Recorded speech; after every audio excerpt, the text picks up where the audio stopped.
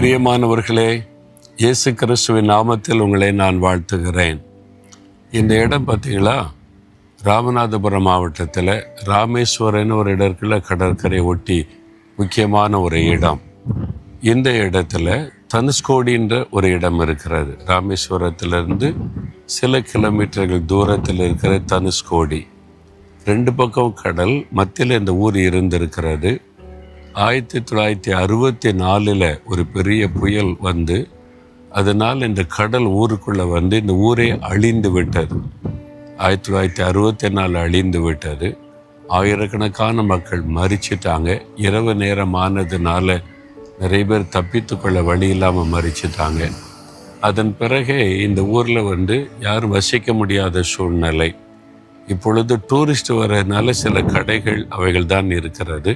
மக்கள் இங்கே வசிப்பதில்லை. ஆனால் அந்த நாட்களில் 40 வருஷத்துக்கு முன்னால் இங்கே ஒரு பெரிய ஊர் இருந்திருக்கிறது. இது ஒரு தேவாலயம் பாருங்கள், ஒரு கத்தோலிக்க தேவாலயம். இதெல்லாம் அந்த நாட்களில் இங்கெல்லாம் மக்கள் வந்து ஆராதித்திருக்கிறாங்க. இன்றைக்கு புயலினாலே பாதிக்கப்பட்ட சில வீடுகள், தேவாலயங்கள், ஸ்கூல்கள் எல்லாமே இங்கே இருக்கிறது.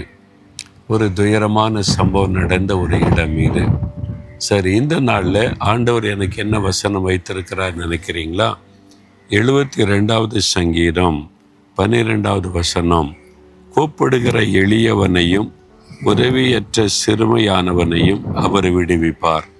கூப்பிடுகிற எளியவனை அவர் விடுவிப்பார், சிறுமையானவனை விடுவிப்பார்.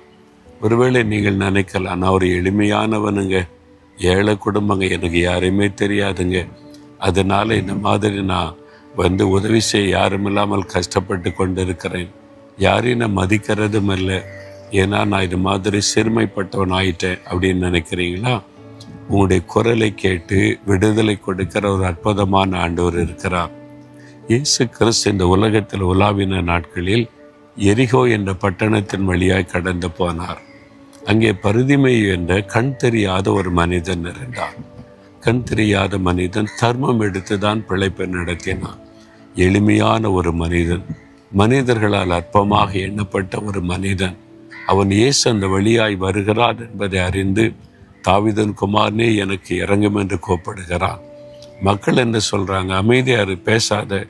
அப்போ என்ன சொல்லியிருப்பாங்க? நீ குருடனை அமைதியாருன்னு இருப்பாங்க, பிச்சைக்காரனை அமைதியாயிருன்னு சொல்லியிருப்பாங்க. மனிதர்களால் புறக்கணிக்கப்பட்டவன், எளிமையானவன், ஒடுக்கப்பட்டவன், தெருவோரத்தில் அமர்ந்து தர்மம் எடுத்து கொண்டிருந்தவன். ஆனால் அவனுடைய குரல் இயேசுவின் காதில் விழுந்த உடனே இயேசு நின்றார். அவனை அழைத்து கொண்டு வாருங்கள் என்று சொன்னார்.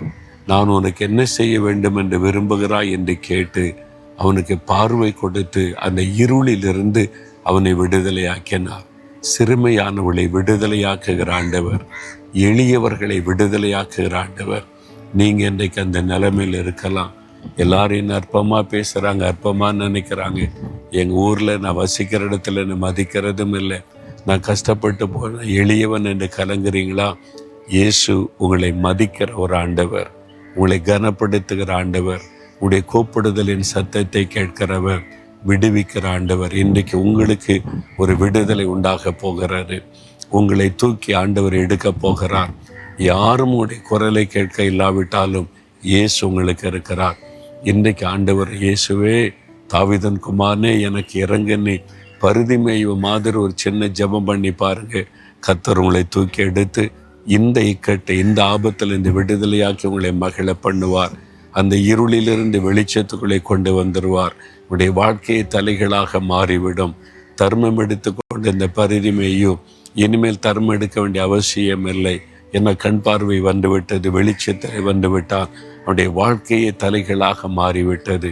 அதே மாதிரி அற்புதத்தை உங்களுக்கு இன்றைக்கு இயேசு செய்வார். கூப்பிடுறீங்களா அவரை நோக்கி? ஆண்டவரே, எளியவர்களையும் ஆண்டவரை ஒடுக்கப்பட்ட புறக்கணிக்கப்பட்டவர்களையும் விடுவிக்கிற ஆண்டவர் நீர். பரிதிமையும் சத்தத்தை கேட்டு விடுதலையாக்கினீர். எனக்கும், எளியவனாகி எனக்கும், புறக்கணிக்கப்பட்ட ஒடுக்கப்பட்டிருக்கிற எனக்கும் நீதி செய்யணும், விடுதலை கொடுக்கணும், ஒரு அற்புதம் செய்யணும். இந்த காரியத்தில் இன்றைக்கு எனக்கு ஒரு அற்புதம் செய்யுங்க.